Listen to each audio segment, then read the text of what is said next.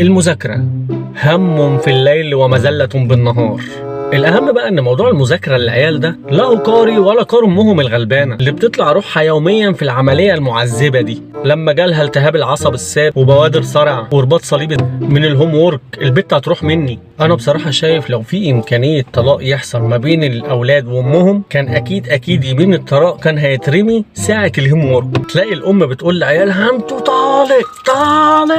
المأذون يجي بقى والأم تقعد على يمين والأطفال يقعدوا على الشمال. يا مدام حضرتك متأكدة مفيش أي مجال للصلح؟ طب مفيش أي فرصة إنك ترجعي عن القرار ده؟ يمكن حضرتك اتسرعتي فرميتي اليمين في ساعة غضب، ساعة شيطان، واجبات متراكمة. يمكن الكلمة طلعت منك لا إراديا كده ساعة واجب الماس، وحضرتك عارفة إن كل الآراء أجمعت إن الطلاق لا يقع أثناء واجب الماس، لأن برضه بيبقى ضغط جامد وابتلاء مش هين يعني، واختبار حقيقي لصلابتك وصلابة العلاقة بينكم يعني. راجع نفسك.